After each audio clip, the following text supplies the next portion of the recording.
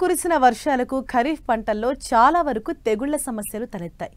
ముఖ్యంగా వరి, పత్తి, మొక్కజొన్న, కంది, పెసర, మిరప పంటల్లో నీరు నిలవటం వల్ల తెగుళ్లు ఆశించి చాలా వరకు దెబ్బతిన్నాయి. ఈ పరిస్థితుల్లో పంటలను సాధారణ స్థితికి తీసుకొచ్చేందుకు సమగ్ర సస్యరక్షణ చర్యలు చేపట్టాలంటున్నారు వరంగల్ ప్రాంతీయ వ్యవసాయ పరిశోధనా స్థానం శాస్త్రవేత్త పద్మజ.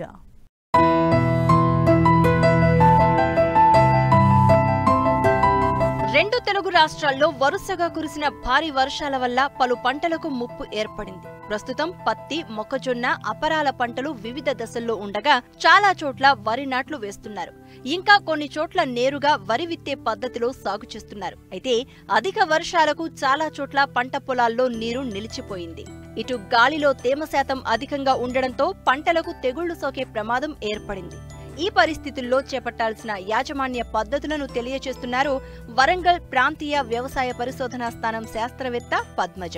ప్రస్తుతం కురుస్తున్న అధిక వర్షాలు మరియు ఎడతెరిపి లేకుండా కురుస్తున్న వర్షాలు, గాలులతో కూడిన వాతావరణంలో ప్రస్తుతము పంటలను చూసినట్లయితే వరి, మొక్కజొన్న, పత్తి మరియు అపరాల పంటలు, సోయా చిక్కుడు మన తెలంగాణ రాష్ట్రంలో సాగులోకి ఉన్నవి. ఈ కురుస్తున్న అధిక వర్షాలకి, ఎడతెరిపి లేని వర్షాల వలన ఈ మొక్కలలో వివిధ తెగుళ్ళు వచ్చే అవకాశాలు ఉన్నాయి. మొదటగా వరి చూసినట్లయితే నర్సరీ నుంచి ప్రధాన పొలంలోకి నాట్లు కూడా వేసుకోవడం జరుగుతుంది. సో ఈ సమయంలో ఈ వర్షాల వలన ఎక్కువగా మనకి ఈ వరిలో చూసినట్లయితే బ్యాక్టీరియా ఆకుమచ్చ ఎండు తెగులు ఎక్కువగా వచ్చే అవకాశం ఉంది.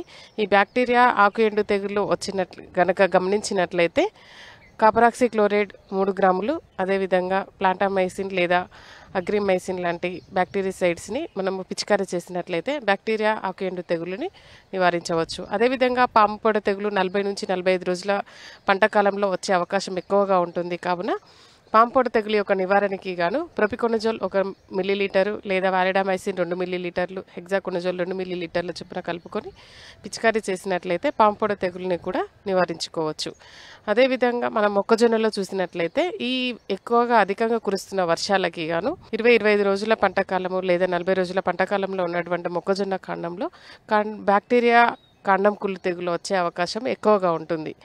అదేవిధంగా కాండ భాగాలు మొత్తము కుళ్ళిపోయి పసుపు రంగు జిగురు పదార్థం అనేది బయటికి స్రవం రూపంలో స్రవిస్తాయి. కాబట్టి ఇలాంటి లక్షణాలను గమనించినట్లయితే మొక్కజొన్న పంటలలో 35% క్లోరిన్ కలిగినటువంటి బ్లీచింగ్ పౌడర్ని 4 కిలోలు 1 ఎకరాకి గాను నీటిలో కలుపుకొని పిచికారీ చేసుకోవాలి. మొక్క కాండ భాగాలు మొత్తం తడిసేలాగా పోయాలి. అదేవిధంగా పత్తి పంటల్లో గనక నీటి ముంపుకి గురైన ప్రాంతాల్లో లేదా మురుగునీరు పోయినటువంటి పొలాలలో పత్తి పంటలలో మొక్కలు గుంపులుగా చనిపోవడం గనక గమనించినట్లయితే 1 గ్రామ్ కార్బండాజిము లేదా 3 గ్రాముల కాపరాక్సిక్లోరైడ్ 1 లీటర్ నీటిలో కలుపుకొని మొక్కలు తడిసేలాగా పోసుకోవాలి. ఎక్కడైతే మొక్కలు అనేవి కుళ్ళిపోయి చనిపోతాయో వాటిని తీసివేసి మిగతా మొక్కలకి ఈ తెగులు రాకుండా నివారణకి గాను ఈ ఫంగిసైడ్స్ని మనము పిచికారీ చేయాలి.